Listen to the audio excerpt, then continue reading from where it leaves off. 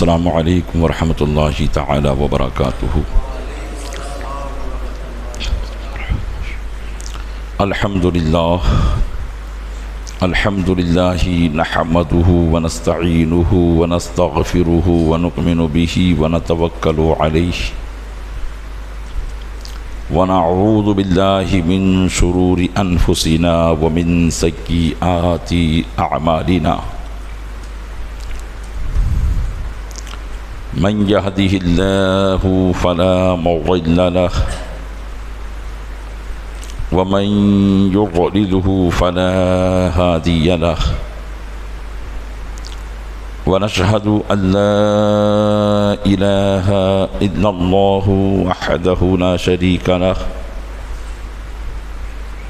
ونشهد أن سيدنا ومولانا محمدا عبده ورسوله،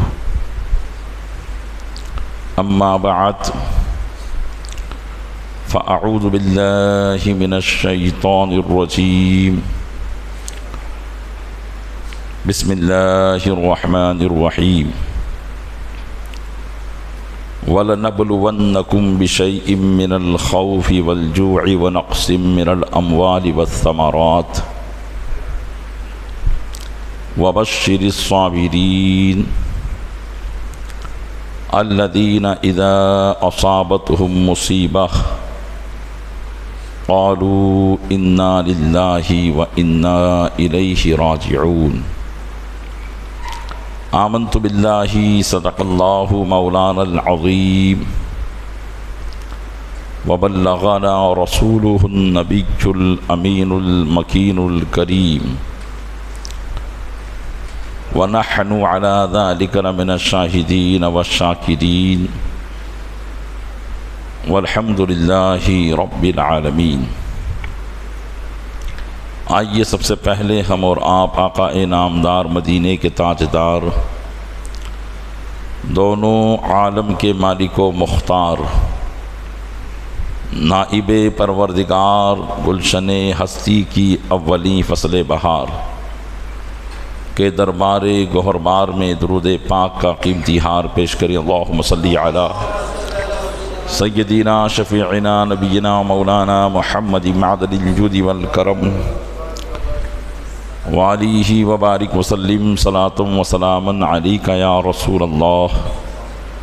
عقیدت و محبت کے ساتھ ایک مرتبہ اور پڑھیں، اللہم صلی علی سیدنا شفیعنا نبینا مولانا محمد معدن الجود والکرم وعلیہ وبارک وسلم۔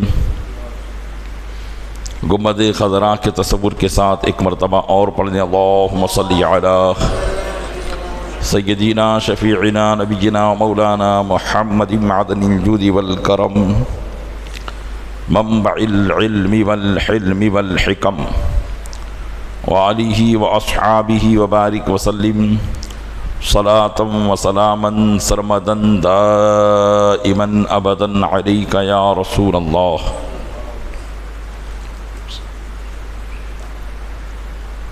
خطبہ مسنونہ کے بعد قرآن مقدس کی آیت کریمہ کی تلاوت کا شرف میں نے حاصل کیا۔ اللہ تبارک و تعالی ارشاد فرماتا ہے، اور ضرور ہم تمہیں آزمائیں گے کچھ خوف سے اور بھوک سے، اور کچھ مال اور جان اور پھلوں کی کمی سے، وبشر الصابرین، اور صبر کرنے والوں کو خوشخبری سنا دو، الذین اذا اصابتہم مصیبہ، جن کو جب کوئی مصیبت پہنچتی ہے تو کہتے ہیں انا للہ و انا الیہ راجعون، یعنی ہم صرف اللہ کے ہیں اور اسی کی طرف پلٹنے والے ہیں۔ حضرات، اللہ تبارک و تعالی نے ہمیں اس کائنات میں بھیجا ہے۔ انسان کا مکان اصلی دنیا نہیں ہے، بلکہ اس کا مکان اصلی اللہ تبارک و تعالیٰ نے جنت کو بنایا ہے۔ جس مخلوق کی جہاں پیدائش ہوتی ہے اس مقام اور مکان کے اعتبار سے اس مخلوق کے اندر اس جگہ کے رہنے کی صلاحیت اور اس کے ماحول کی تاثیر اس کے اندر پائی جاتی ہے۔ یہی وجہ ہے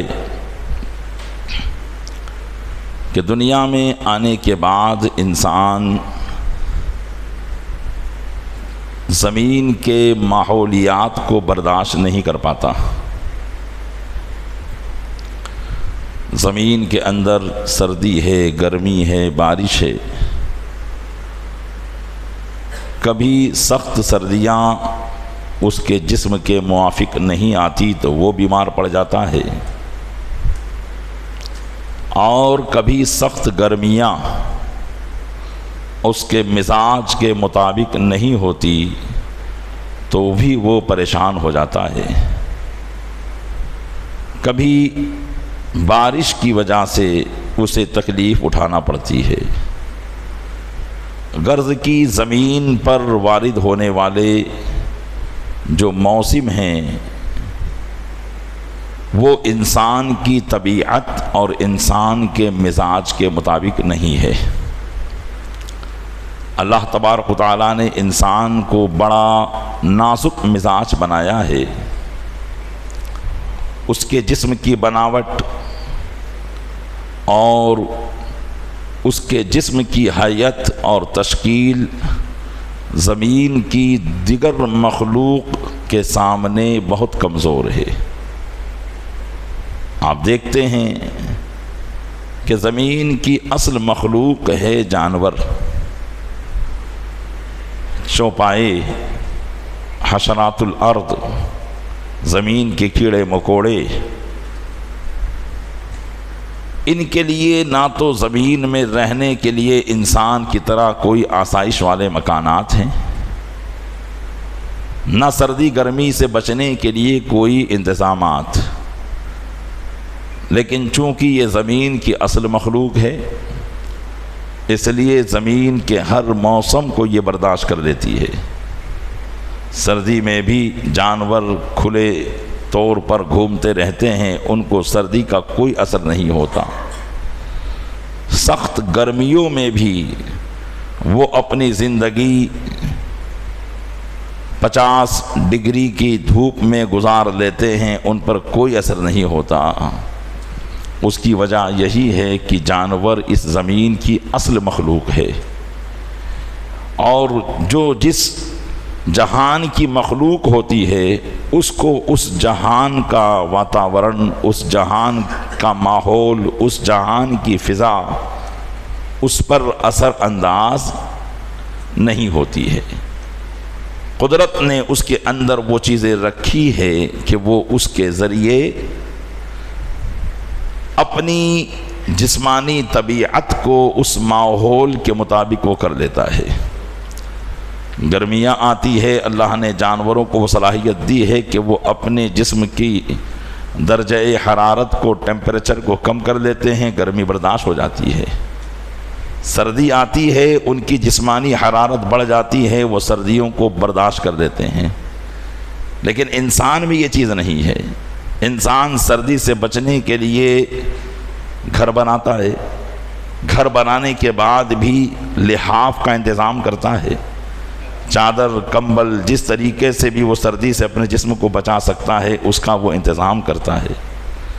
گرمی آتی ہے، گرمی سے بچنے کے لیے وہ چھایا ڈھونڈتا ہے، سایہ ڈھونڈتا ہے، اور پھر بھی اس کو سکون اور راحت میسر نہیں ہوتی تو پنکھے کی ہوا تلاش کرتا ہے، اور بھی زیادہ سکون میسر ہونا ہو تو کولر کی ہوا کو یا ایسی کی ہوا میں وہ سکون پاتا ہے۔ چونکہ زمین کا اوپر پڑنے والی آسمانی شعاعیں یا زمین کے اوپر پڑنے والی درجہ برودت یعنی ٹھنڈی کے اثرات جو ہے وہ انسان برداشت نہیں کر پاتا۔ اس سے پتہ چلتا ہے کہ انسان زمینی مخلوق نہیں ہے، انسان زمینی مخلوق نہیں ہے۔ اور یہ ہم پہلے سے کہتے ہوئے آ رہے ہیں، ہمارا قرآن کہتا ہے کہ انسان کو زمین پر پیدا ہی نہیں کیا گیا، بلکہ انسان کو تو اللہ نے جنت میں پیدا فرمایا ہے، اور جنت انتہائی آرام کی جگہ ہے، جنت انتہائی نعمتوں کی جگہ ہے، جنت انتہائی آسائش و آرام کی جگہ ہے۔ نہ جنت میں سردی ہے، نہ گرمی ہے، نہ سورج کی تمازت ہے، نہ ٹھنڈی کی برودت ہے۔ کسی بھی قسم سے انسان کو وہاں دوچار نہیں ہونا پڑتا ہے۔ ہر وہ نعمت جو انسان تصور تک نہیں کر سکتا، ایسی نعمتیں اللہ نے انسان کے لیے جنت میں پیدا کر رکھی ہے۔ ہر وہ آسائش جس کا تصور تک وہ نہیں کر سکتا، وہ نعمتیں اور وہ آسائشیں اللہ نے جنت میں پیدا کی ہے۔ حضور اکرم صلی اللہ علیہ وسلم فرماتے ہیں کہ جنتی کی نعمتیں وہ نعمت ہیں جس کو نہ تو کسی آنکھ نے دیکھا ہے، نہ کسی کان نے سنا ہے، اور بلکہ اس کا تصور بھی نہیں کیا جا سکتا۔ آپ دنیا کی عظیم سے عظیم نعمت کا تصور کر لیں، عظیم سے عظیم راحت اور آرام اور سکون کا تصور کر لے، اس سے کئی زیادہ جنت کا آرام اور سکون اور اس کی نعمت ہے۔ تو پتہ چلا کہ انسان یہ جنتی مخلوق ہے۔ اللہ تبارک و تعالیٰ نے اس کو جنت سے نکال کر زمین پر بھیجا تاکہ جنت کی جو نعمتیں ہیں وہ دنیا میں جا کر اعمال صالحہ کر کے اللہ عز و جل کی رضا پر راضی رہ کر واپس اپنے آپ کو جنت کے قابل بنا لے۔ اس لیے کہ نعمتوں کی قدر اس وقت ہوتی ہے جبکہ مشقتوں کے بعد نعمتیں ملا کرتی ہے۔ اگر انسان کو جنت میں ہی رہنے دیا جاتا از ابتدا تا انتہا، تو سوائے انبیاء کرام علی نبینا وعلیہ الصلوۃ والسلام کے، اولیاء اعظام کے، ہم جیسے انسان تو جنت کی قدر بھی نہ جانتے۔ جیسے ایک بچہ جب کسی مالدار گھر میں پیدا ہوتا ہے، جس نے بچپن سے کبھی کوئی تکلیف دیکھی ہی نہ ہو، ہر خواہش اس کے چاہنے سے پہلے پوری ہو جاتی ہے، ہر تمنا پوری ہو جاتی ہے، دنیا گھومتا ہے، جہان گھومتا ہے، عیش و آرام سے رہتا ہے، اسے کبھی بھی نعمتوں پر شکر کرنے کا موقع نہیں مل پاتا ہے۔ وہ ہمیشہ اگر ذرا سی تکلیف آ گئی تو پھر وہ شکوہ شکایت کے دروازے کھول دیتا ہے۔ وجہ کیا ہے؟ وجہ یہی ہے کہ اس نے کبھی تکلیف دیکھی ہی نہیں ہے، اس لیے وہ ناشکری کرنے لگ جاتا ہے، بے صبری کا مظاہرہ کرتا ہے، ایک دوسرے سے شکایت کرتا پھرتا ہے، تقدیر کے اوپر حملے کرتا ہے کہ میری قسمت میں ایسا لکھا ہوا ہے، کیا کروں، میری قسمت ہی خراب ہے، کیا کروں۔ اور تقدیر پر حملہ کرنا یہ انڈائریکٹ اللہ عز و جل کی مشیت پر حملہ کرنا ہے۔ قسمت کو کوسنا یہ انڈائریکٹ اللہ تبارک و تعالی کی ذات پر معاذ اللہ رب العالمین اعتراضات کرنا ہے۔ تو جنت میں بھی رہ کر انسان کو اگر دنیا کی آزمائش و آلام میں مبتلا نہ کیا جاتا تو یہ جنت میں بھی اگر ہمیشہ سے رہتا تو ہم جیسے لوگ جنت کی قدر و قیمت نہ جانتے، اس کی نعمتوں کا ہمیں احساس نہیں ہوتا، شکر کا موقع نہیں ملتا۔ اس لیے اللہ تبارک و تعالیٰ نے ہمارے جسم نازنین کو آزمائش میں مبتلا کرنے کے لیے ایسے مکان میں بھیجا کہ جس کا سارا ماحول ہمارے مزاج کے خلاف ہے، جس کا سارا ماحول ہمارے مزاج کے خلاف ہے۔ نہ سردی ہمارے مزاج کے موافق، نہ گرمی ہمارے مزاج کے موافق۔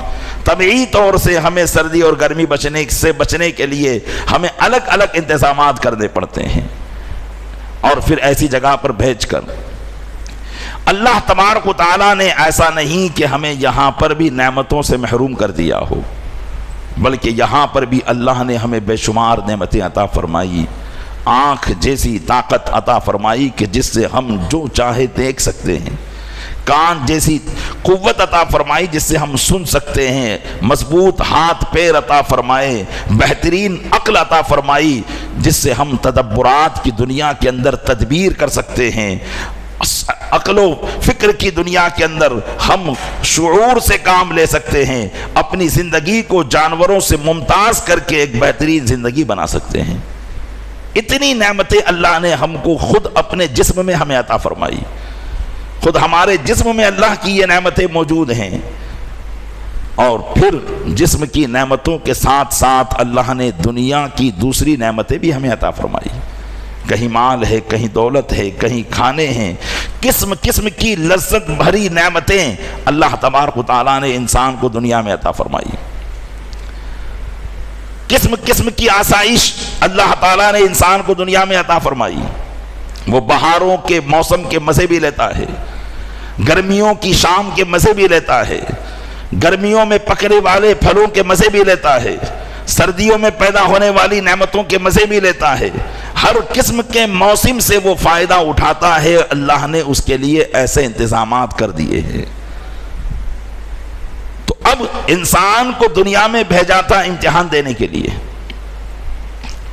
اور یاد رکھیں کہ جو امتحان دینے کے لیے جاتا ہے اس کے لیے جہاں بہت سی نعمتوں کا انتظام کیا جاتا ہے وہاں کچھ تکلیف کا اہتمام بھی ہوتا ہے، تاکہ وہ ان نعمتوں میں گم ہو کر اپنے کام سے غافل نہ ہو جائے۔ اللہ تبارک و تعالیٰ نے انسان کو دنیا میں پیدا کیا اور اس کو اس کا مقصد دے دیا کہ تمہارا مقصد کیا ہے، ہم تم کو دنیا میں بھیج رہے ہیں، تم کو ہماری رحمت سے ہم چاہتے تو بغیر آزمائش اور دنیا میں بھیجے بھی تم کو جنت میں رکھ سکتے تھے، لیکن دنیا میں بھیجنے کا مقصد کیا ہے؟ تاکہ تم دنیا میں جاؤ، عبادات ریاضات کرو، اس لیے کہ عبادات ریاضات تو ہمارے فرشتے بھی کرتے ہیں۔ اگر عبادات اور ریاضات ہی کے بنا پر جنت عطا کرنی ہوتی تو فرشتے اس کے زیادہ حقدار تھے، جیسا کہ فرشتوں نے کہا بھی تھا نحن نسبح بحمدک ونقدس لک، اے رب تو اپنا خلیفہ اور اپنا نائب بنا رہا ہے، حالانکہ ہم تیری تسبیح بیان کرتے ہیں، ہم تیری حمد بیان کرتے ہیں، ہم تیری پاکیزگی کو بیان کرتے ہیں۔ فرشتوں کے کہنے کا مقصد یہ تھا کہ اگر خلافت کسی کو سپرد کی جانی چاہیے تو اس کے حقدار تو ہم ہیں۔ اللہ تبارک و تعالیٰ نے فرمایا تھا انی اعلم ما لا تعلمون، جو میں جانتا ہوں وہ تم نہیں جانتے ہو، جو میں جانتا ہوں وہ تم نہیں جانتے ہو۔ تم کو ہم نے گناہوں پر قدرت ہی نہیں دی ہے، تمہارے اندر ہم نے خواہشات کو رکھا ہی نہیں ہے، تم خواہشات سے کوسوں دور ہو، تمہاری غذا کو ہم نے عبادت بنا دیا ہے، تم عبادت کے ذریعے تسکین حاصل کرتے ہو، تمہاری غذا عبادت ہے، تمہاری سانس عبادت ہے کہ فرشتے سانس کی جگہ اللہ کی تسبیحات و تحلیلات کرتے ہیں۔ تو تمہارے لیے کوئی ایسی متضاد چیز ہی نہیں جو تم کو عبادت سے روکے۔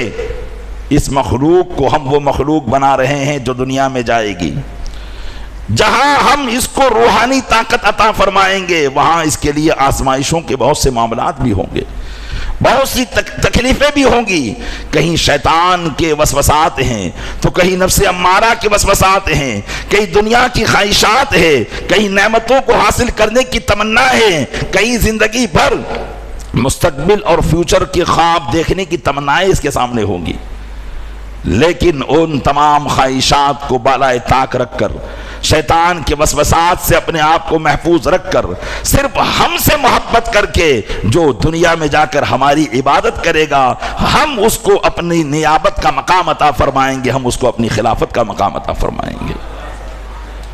اس لیے اللہ تعالیٰ نے فرمایا کہ انسانوں تم کو دنیا میں بھیجا جا رہا ہے، تم جنتی مخلوق ہو، تم آسائش میں رہنے والی مخلوق ہو، تم کو دنیا میں بھیجا جائے گا، اور دنیا میں بھیجنے کے بعد تمہیں دنیاوی نعمتیں بھی دی جائے گی، تو کہیں تم دنیاوی نعمتوں میں مشغول نہ ہو جانا۔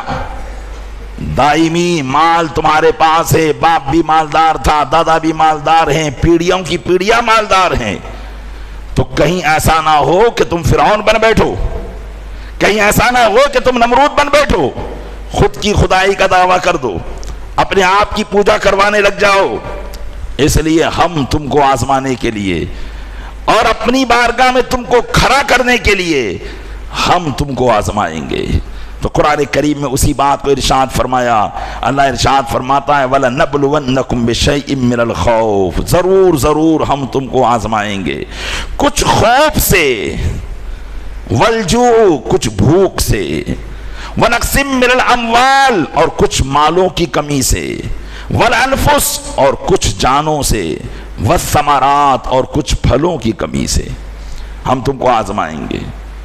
تمہارے پاس دنیا کی بے شمار دولتیں ہوں گی، اچانک گھاٹے پر گھاٹا شروع ہو جائے گا، تم نیکیاں بھی کر رہے ہوں گے، نمازیں بھی پڑھ رہے ہوں گے، عبادات اور ریاضات بھی کر رہے ہوں گے، لیکن ہم تمہارے مال میں کمی کر دیں گے، تمہارے پاس مال کی کمی ہو جائے گی، یہ ہماری طرف سے تمہاری آزمائش ہوگی۔ تمہیں خوف دے دیا جائے گا، یہ ہماری طرف سے آزمائش ہوگی۔ کبھی تمہیں بھوک کا شکار بھی ہونا پڑے گا، یہ ہماری طرف سے تمہاری آزمائش ہوگی۔ کبھی تمہیں مال کی کمی کا شکار ہونا پڑے گا، یہ ہماری طرف سے تمہاری آزمائش ہوگی۔ اور کبھی تمہاری گود سے تمہارے ہنستے کھیلتے بچوں کو اٹھا لیا جائے گا، اپنی دی ہوئی امانت کو تم سے لے لیا جائے گا، تمہاری آزمائش ہوگی۔ اور کبھی تمہیں پھل میں کمی کر دی جائے گی، یہ تمہاری آزمائش ہوگی۔ یہ سب کیوں ہوگا؟ تاکہ تم دنیاوی نعمتوں کو ہمیشہ والی نعمت نہ سمجھ لو۔ اس لیے کہ انسان کو جب کبھی غم نہیں آتا تو وہ یہی سمجھتا ہے کہ اب یہ نعمت میرے پاس سے کبھی جانے والی نہیں ہے۔ جانتے ہیں فرعون نے خدائی کا دعویٰ کیا تھا، اس کی خدائی کا دعویٰ کرنے کی وجہ کیا تھی؟ 400 سال کی عمر پائی، لیکن 400 سال میں کبھی اس کے سر میں درد بھی نہ ہوا تھا، کبھی آزمائش ملی ہی نہیں تھی، ہمیشہ آرام کا آرام ہی تھا۔ تو اس نے اس نعمت کی لمبی عمر کو دیکھ کر یہ سمجھ لیا کہ یہ لمبی عمر نعمت کی میرے ہی پاس ہے، دوسروں کے پاس کیوں نہیں ہے؟ اس کا مطلب میں ہی سب کچھ ہوں، میں ہی سب کچھ ہوں۔ اس کے نفس نے اسے یہ باور کروا دیا، یہ تسلیم کروا دیا کہ میں ہی سب کچھ ہوں۔ تو وہ کہہ بیٹھا، قرآن فرماتا ہے کہنے لگا انا ربکم الاعلی، اے لوگوں میں ہی تمہارا سب سے بڑا پروردگار ہوں۔ اس لیے اللہ چاہتا تھا کہ انسان سارے کے سارے تو فرعون نہ بن جائیں۔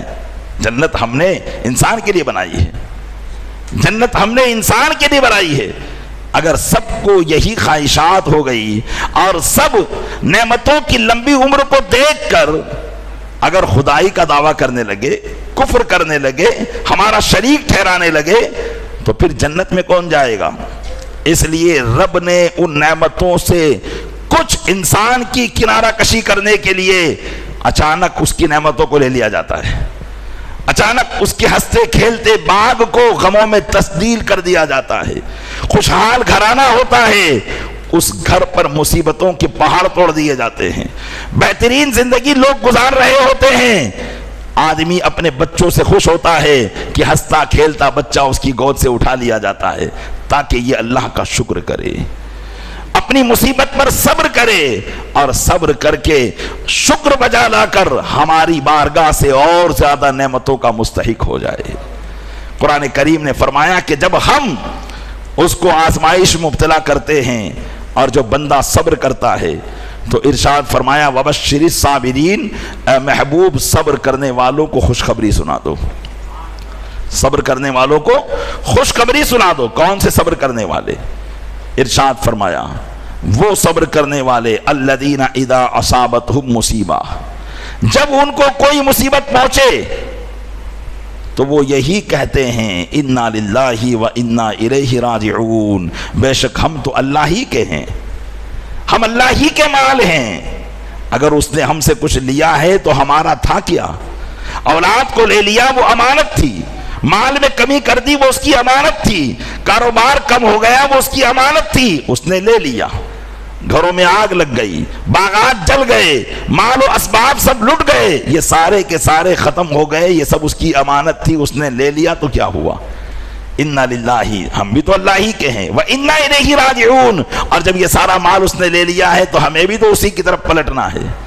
تو جو لوگ مصیبتوں پر یہ بات کہتے ہیں، اللہ نے فرمایا کہ محبوب ان لوگوں کو خوشخبری سنا دو۔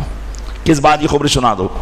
فرمایا اولئک علیہم صلوات من ربہم، یہی وہ لوگ ہیں جن پر ان کے رب کی طرف سے رحمتیں نازل ہوتی ہے، یہی وہ لوگ ہیں جن پر ان کے رب کی طرف سے رحمتیں نازل ہوتی ہے، وَأُولَئِكَ هُمُ الْمُهْتَدُونَ، اور وہی لوگ ہدایت یافتہ ہیں۔ یہی لوگ دنیا کی آسائشوں میں گم نہیں ہو گئے، بلکہ دنیا میں جانے کے بعد بھی سیدھی راہ پر چل رہے ہیں، دنیا میں جانے کے بعد بھی وہ راہ راست پر ہے، مصیبتوں کو دیکھ کر ناشکری نہیں کر رہے ہیں، بے صبری کا مظاہرہ نہیں کر رہے ہیں، بلکہ مصیبتوں کو دیکھ کر بھی ہمارا شکر بجا لا رہے ہیں۔ پیارے اسلامی بھائیوں، یقیناً ایک انسان کے لیے صابر و شاکر ہونا نعمتوں کی بقا کے لیے بہت ضروری ہے، نعمتوں کی بقا کے لیے بہت ضروری ہے۔ اگر کامیابی حاصل کرنا چاہتا ہے تو آپ دنیاوی اعتبار سے بھی اس مثال کو سمجھنا چاہیں تو آپ کے لیے پل پل پر اس کی مثالیں موجود ہیں۔ اگر آپ کوئی بڑا منصب دنیا میں حاصل کرنا چاہتے ہیں تو آپ کو اس منصب میں آنے والی تکالیف کو جھیلنا پڑے گا، زبان کو خاموش رکھنا پڑے گا۔ ایک نچلے مقام والا آدمی جب اونچی پوسٹ پر پہنچنا چاہتا ہے تو اپنے سے اوپر جتنے بھی لوگ ہوتے ہیں ان کی کھڑی کھوٹی اس کو سننا ہوتی ہے، اس کے بعد ہی وہ اوپر پہنچ پاتا ہے۔ اپنی زبان کو بند کرنا ہوتا ہے، اس کی طرف سے ملنے والی تکلیف پر صبر کرنا ہوتا ہے، تب جا کر وہ آگے پہنچتا ہے۔ لیکن یہ دنیا کا نظام ہے کہ اوپر والا اپنے سے نیچے والے پر ظلم بھی کرتا ہے کبھی کبھی، لیکن یہاں ایسا معاملہ نہیں ہے۔ یہاں تو آزمائش صرف اور صرف اس لیے کی جاتی ہے تاکہ بندہ نعمتوں میں گم ہو کر ناشکرانہ ہو جائے، بے صبرانہ ہو جائے، اس لیے آزمائش کی جاتی ہے۔ اور پھر جب بندہ آزمائش میں بالکل مکمل اٹھتا ہے تو پھر اللہ تبارک و تعالیٰ اسے بڑا مقام عطا فرماتا ہے۔ درود پاک پڑھے، اللہم صلی علی سیدنا شفیعنا نبینا مولانا محمد مادر الجود والکرم وآلہ بارک وسلم، صلاۃ و سلام علیک یا رسول اللہ۔ ہمارے بزرگان دین کی حیات مبارکہ کو ہم دیکھتے ہیں، واقعی ان کی زندگیاں صبر ہی میں گزری ہے، اور ایسی صبر میں گزری کہ ہم اور آپ تو ذرا سا ناخن ٹوٹ جاتا ہے تو 10 آدمی کو بتاتے پھرتے ہیں کہ ناخن میں تکلیف ہو گئی ہے، سر درد کرتا ہے تو 10 آدمی کو بتاتے پھرتے ہیں کہ سر میں درد ہو رہا ہے۔ یہ بھی بے صبری کا مظاہرہ ہے، کیونکہ جو بھی چیز آتی ہے وہ اللہ کی طرف سے آتی ہے۔ اب کسی سے یہ کہنا کہ میرے ناخن میں درد ہو رہا ہے تو گویا ہم درد کی نہیں، اس تکلیف بھیجنے والی کی شکایت اس سے کر رہے ہیں۔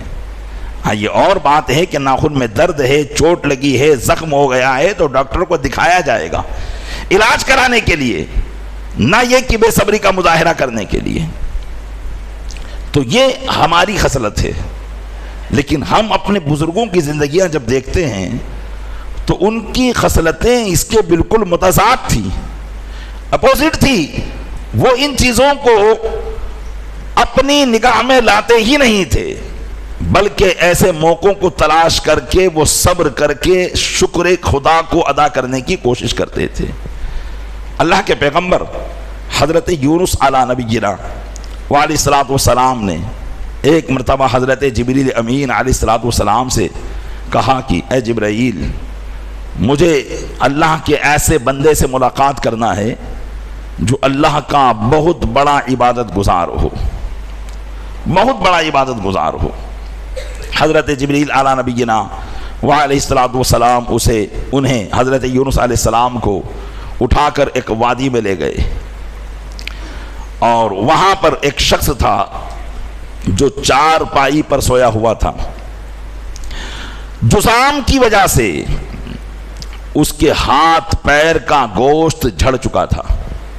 جذام جو ایک بیماری ہوتی ہے جس سے جسم کا گوشت جھڑنے لگ جاتا ہے، گرد کی ہاتھ پیر اس کے جذام کی وجہ سے کٹ چکے تھے۔ صرف ہاتھ پیر کے بغیر جسم کا ایک ڈھانچہ تھا اور وہ اپنی چارپائی پر سویا ہوا تھا۔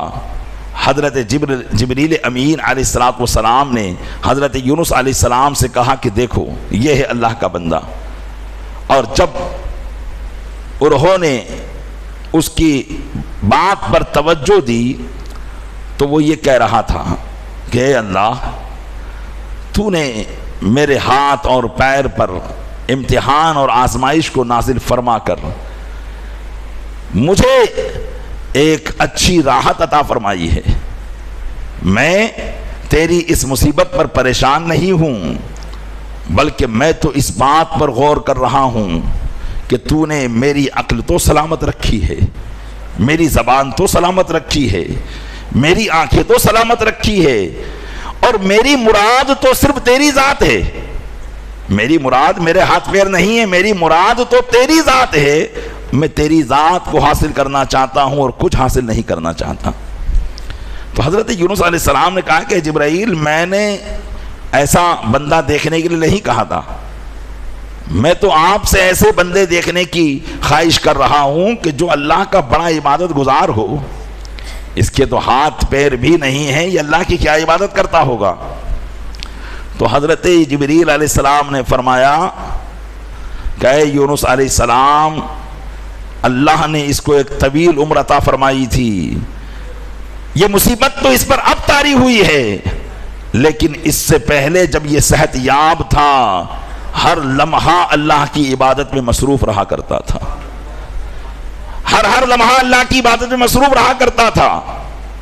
یہ ایسا بندہ تھا جو اللہ کی عبادات اور ریاضات کو بجا لایا کرتا تھا، اور اللہ تعالیٰ نے اب مجھے حکم دیا ہے کہ اس کو اور آزمائش مبتلا کروں۔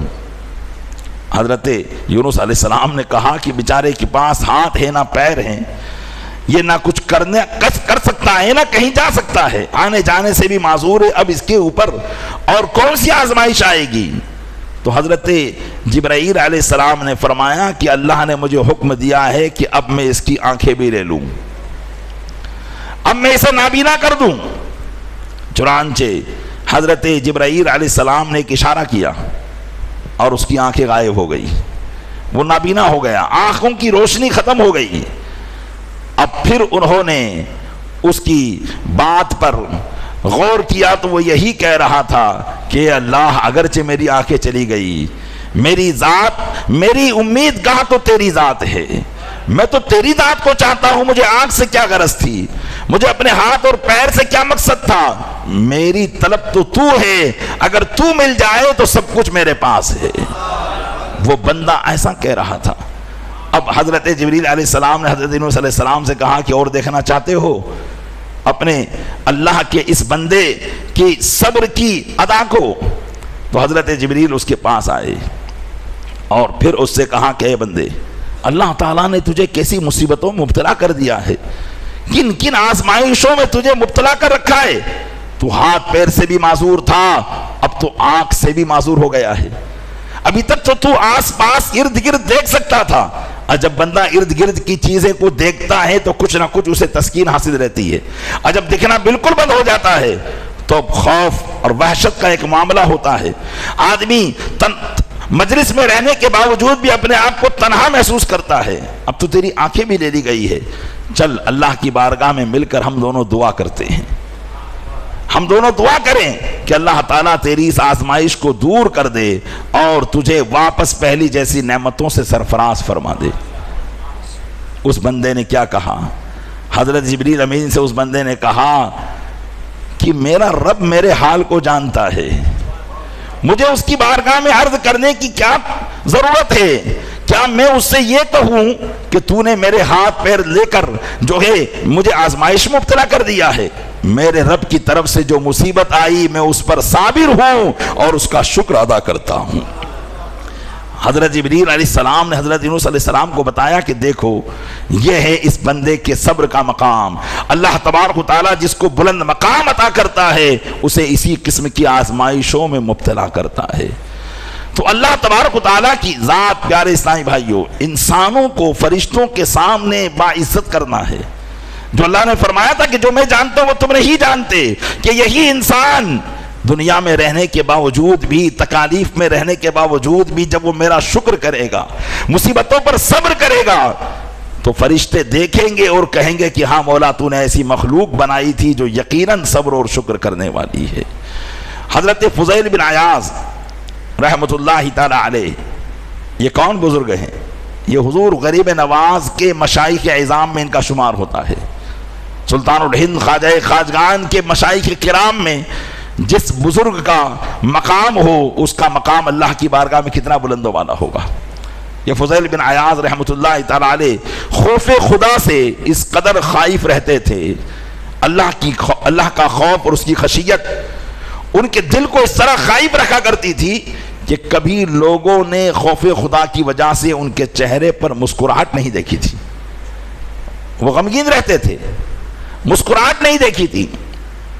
لیکن جس دن آپ کے جوان بیٹے کا انتقال ہو گیا، بالکل آپ کا جوان بیٹا تھا حضرت علی بن فضیل رضی اللہ تعالیٰ عنہ، تو اس دن لوگوں نے آپ کے ہونٹوں پر مسکراہٹ دیکھی، آپ مسکراتے ہوئے پائے گئے۔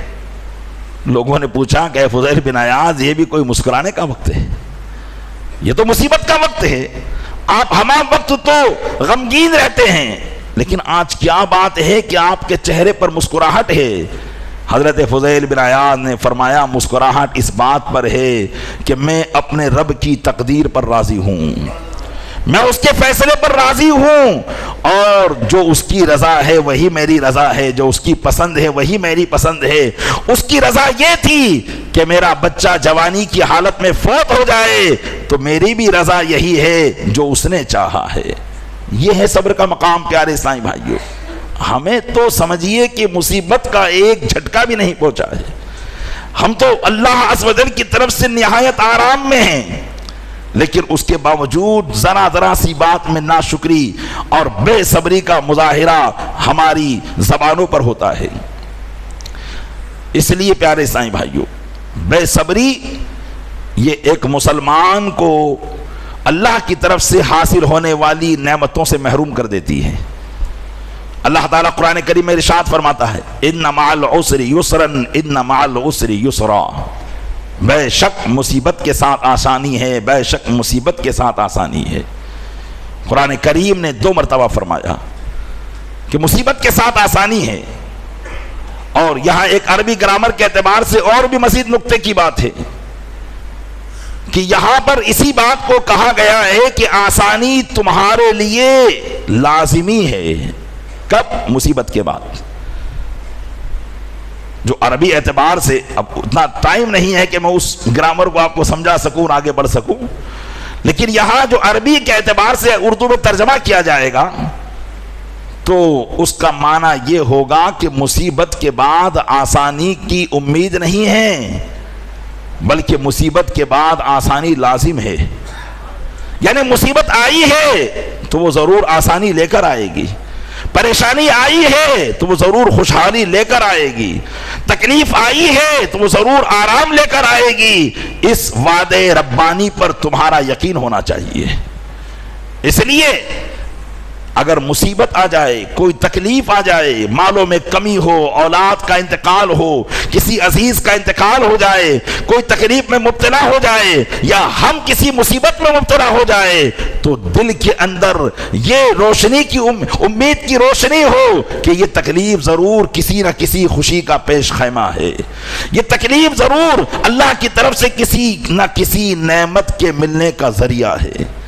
جب ہمارا ذہن اس طریقے سے بن جائے گا تو ہم مصیبت کے آنے پر بجائے بے صبری کرنے کے اللہ کا شکر ادا کریں گے۔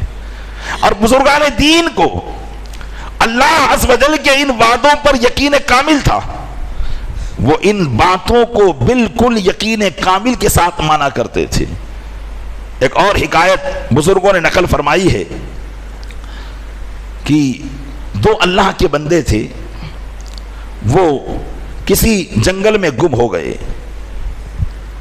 جب پریشان ہوئے اور راستہ ان کو نہ ملا تو ادھر ادھر وہ کسی انسانی آبادی کو ڈھونڈنے لگے۔ انہیں خیمے کے اندر دور سے ایک خیمہ نظر آیا، انہوں نے سوچا کہ خیمہ ہے، شاید کوئی انسان موجود ہو۔ وہ دونوں وہاں پر پہنچے، دروازہ کھٹکھٹایا تو ایک بڑھیا اس خیمے سے باہر آئی۔ انہوں نے اس سے پوچھا کہ ہم لوگ راستہ بھٹک گئے ہیں اور بھوک سے نڈھال ہو چکے ہیں۔ تو اس خاتون نے کہا کہ ٹھیک ہے، آپ میرے مہمان ہیں، مجھ سے جو ہو سکے گا میں آپ کے لیے خیر خواہی کروں گی۔ چنانچہ پہلے تو وہ دروازے کی اوٹ میں چلی گئی اور پھر اپنے سر پر جو چادر تھی وہ اتار کر ان کو دیا اور کہا کہ اس کو بچھا لو اور اس پر بیٹھو، اس لیے کہ میرے پاس اس کے علاوہ کوئی اور کپڑا نہیں ہے جس پر میں تم کو بٹھا سکوں۔ چنانچہ انہوں نے وہ چادر دی اور بیٹھ گئے، اور پھر اندر سے کہا کہ میرا بیٹا ابھی کسی کام کے لیے گیا ہوا ہے، تھوڑی دیر میں آنے ہی والا ہوگا، جب وہ آ جائے گا تو میں مجھ سے جو ہو سکے گا تمہاری ضیافت کروں گی۔ چنانچہ تھوڑی ہی دیر ہوئی کہ دور سے آتا ہوا کوئی اونٹ سوار نظر آیا، تو اس بڑھیا نے جب دیکھا تو کہا کہ اونٹ تو میرے بیٹے ہی کا ہے، لیکن جو سوار ہے وہ میرا بیٹا نہیں ہے۔ جب وہ قریب آیا تو اس نے آ کر کہا کہ ام عقیل کی ماں، تمہارے بیٹے کا انتقال ہو گیا ہے، تمہارے بیٹے کا انتقال ہو گیا ہے۔ اس نے کہا کیسے انتقال ہو گیا؟ اس نے کہا کہ وہ اونٹوں کے درمیان گر گیا تھا اور اونٹوں نے اسے دھکیل کر کنویں میں گرا دیا، جس کے سبب اس کا انتقال ہو گیا۔ اس نے انا للہ و انا الیہ راجعون کہا اور کہا ٹھیک ہے، اللہ تبارک و تعالیٰ نے یہ مصیبت بھیجی ہے تو میں صبر بھی کروں گی۔ پھر اس نے اس آنے والے سے کہا کہ تم اپنے اونٹ سے اترو اور وہ سامنے جو مینڈھا بنا ہوا ہے اس کو ذبح کرو اور اس کا گوشت پکا کر میرے مہمانوں کو کھلاؤ کہ میں نے ان کو یہاں روک رکھا ہے۔ دونوں آئے اور دونوں نے جو ہے وہ شخص آیا اور اس نے مینڈھا ذبح کیا اور ان دونوں کے لیے کھانا تیار کیا، ان کو کھانا کھلایا۔ وہ دونوں یہ باتیں کر رہے تھے کہ یہ کیسی اللہ کی بندی ہے کہ اتنا غم آنے کے بعد بھی اس کے اوپر کوئی اثر نہ ہوا، یہ اللہ کا شکر ہی بجا لا رہی ہے اور اس نے ہم سے جو وعدہ کیا تھا وہ وعدہ بھی نبھا رہی ہے۔ چنانچہ ان دونوں کی گفتگو کو سن کر اس بڑھیا نے کہا کہ ایسی باتیں کیوں کرتے ہو؟ یہ تو مجھ پر ضروری تھا کہ میں اپنے رب کی طرف سے آنے والی تکلیف پر اس کا شکر ادا کروں اور صبر کروں تاکہ اللہ تعالیٰ مجھے اس سے بہتر مقام عطا فرمائے۔ پیارے اسلامی بھائیوں، آپ نے سنا کہ انسانی جنتی مخلوق ہے، انسان اس زمینی مخلوق کا باشندہ نہیں ہے، وہ جنتی مخلوق ہے، جنت سے آیا ہے اور جنت میں اس کو اس لیے بھیجا گیا ہے تاکہ وہ دنیا میں جا کر اللہ کی عبادات اور ریاضات کر کے اپنے آپ کو جنت کا مستحق بنا سکے، جنت میں رہنے کا مستحق بنا سکے۔ اس لیے کبھی کبھی ایسا ہوتا ہے ہمارے اعمال، ہمارے کردار، ہماری بدعملیاں ایسی ہو جاتی ہے جو جنت میں جانے کے قابل نہیں ہوا کرتی۔ اللہ تبارک و تعالی مصیبتوں کو بھیج کر، آزمائشوں میں مبتلا کر کے، تکالیف دے کر ان تکالیف کے ذریعے ہمارے گناہوں کو مٹا دیتا ہے، اور جب گناہ مٹ جاتے ہیں تو پھر اللہ تعالی ہمیں جنت کا مستحق قرار دیتا ہے۔ تو یہ مصیبتیں جو آتی ہیں یہ نکھارنے کے لیے آتی ہیں، یہ مصیبتیں جو آتی ہیں یہ کھوٹے کو کھڑا کرنے کے لیے آتی ہیں، اور یہ مصیبتیں جو آتی ہیں یہ گناہوں کو مٹانے کے لیے آتی ہے۔ میرے آقا صلی اللہ علیہ وسلم کا فرمان سنو، ارشاد فرماتے ہیں کہ وہ کانٹا بھی جو کسی مسلمان کے پیروں میں چبھتا ہے اللہ تبارک و تعالی اس کا بھی اجر مسلمان بندے کو عطا فرماتا ہے۔ ایک کانٹے کے چبھنے پر تکلیف ہوئی، اس پر صبر کیا، اللہ اس کا بھی اجر عطا فرماتا ہے۔ اب آپ سوچ لیجئے کہ یہ تکالیف صرف ہمیں پریشان کرنے کے لیے نہیں ہے بلکہ ہمیں آخرت کے لیے کندن بنانے کے لیے آئی ہے، جنت کا مستحق بنانے کے لیے آئی ہے۔ جب ہم اسی بات کو سوچ لیں گے تو انشاءاللہ مصیبتوں پر صبر کرنا ہمارے لیے آسان ہو جائے گا۔ امام علی مقام کی ذوات بابرکات نے ساری مصیبتوں کو برداشت کیا، ساری تکالیف کو برداشت کیا۔ وہ چاہتے تو یزید کے ہاتھ پر بیعت کر کے ایس و آرام کا سامان پیدا کر سکتے تھے، بادشاہت اور خلافت ان کو بھی مل جاتی، لیکن چونکہ یزید پلید تھا اور ناپاک تھا اور شریعت مطہرہ کو پامال کرنے والا تھا، اس لیے امام علی مقام نے دین کی وجہ سے آنے والی ہر تکلیف کو برداشت کیا، اپنے کنبے والوں کو، اپنے گھر والوں کو اپنے ساتھ شہید کروایا۔ یہ بھی معلوم تھا کہ میری شہادت کے بعد ان کا کیا حال ہوگا۔ وہ ساری چیزیں ذہن میں رکھتے ہوئے اللہ کی تقدیر پر راضی برضا رہے اور خوش دلی سے اپنے سر کو اللہ کی بارگاہ میں پیش کیا۔ آپ جانتے ہیں امام علی مقام کا کیسا مقام ہوا، زمانے اسلام انہیں سید الشہداء کے نام سے یاد کرتا ہے۔ اسلام جب تک رہے گا امام علی مقام کی یاد دلوں میں تازہ رہے گی، دل ان کی یاد سے مچلتے رہیں گے، ان کا نام ان کی یاد زبانوں پر جاری و ساری رہے گی۔ یہ تو دنیاوی مقام اللہ نے عطا کیا ہے، اب اخروی مقام تو قیامت کے دن ہی دیکھنے کو ملے گا۔ تو پیارے اسلامی بھائیوں، جیسی مصیبت ویسا مقام اونچا ہوتا ہے، اس لیے مصیبت کے آنے پر نہ گھبرائیں، اپنے بزرگوں کی مصیبتوں کو یاد کریں، تکالیف کو یاد کریں، انشاءاللہ اللہ ضرور صبر کا پھل عطا فرمائے گا اور نعمتوں کے شکر پر نعمتوں میں اضافہ فرمائے گا، انشاءاللہ یہ اللہ کا وعدہ ہے۔ اس لیے اپنے آپ کو مصیبتوں سے گھبراہٹ کا شکار نہ ہونے دیں، بلکہ مصیبتوں سے اپنے آپ کو گھبراہٹ کا شکار ہونے کے بجائے اس پر نماز پڑھیں۔ ہمارے بزرگان دین جب ان پر مصیبت آتی تھی تو وہ کچھ نہیں کرتے تھے، صرف نماز پڑھتے تھے۔ وہ کچھ نہیں کرتے تھے، صرف نماز پڑھتے تھے۔ جب کسی نے پوچھا ایک بزرگ سے کہ حضور آپ پر مصیبت آتی ہے آپ نماز پڑھتے ہیں؟ کہا اللہ تعالیٰ نے حکم دیا وَاسْتَعِينُوا بِالصَّبْرِ وَالصَّلَاةِ، مصیبت کے وقت صبر اور نماز سے مدد طلب کرو۔ تو جب آپ نماز پڑھیں گے، کسی بھی حادثے کی خبر سن کر وضو بنایا، 2 رکعت نماز کے لیے کھڑے ہو گئے، آپ کے دل میں یہ تصور آئے گا کہ جس نے تکلیف بھیجی ہے اسی کی بارگاہ میں کھڑا ہوا ہوں، جس نے تکلیف بھیجی ہے اسی کی بارگاہ میں کھڑا ہوا ہوں۔ کسی کا انتقال ہو گیا، آپ فوراً نماز کے لیے کھڑے ہو جائیں، غم آپ کا ہلکا ہو جائے گا کہ جس کی بارگاہ میں یہ جا رہا ہے میں بھی تو اسی کی بارگاہ میں کھڑا ہوا ہوں، میں تو اسی کی بارگاہ سے مناجات کر رہا ہوں۔ جب یہ نماز کا شوق آپ کے اندر ہوگا تو آپ ہر تکلیف کے آگے نماز پڑھنے لگیں گے، 5 وقتہ نماز کے آگے نوافل کی کثرت بھی کیا کریں گے۔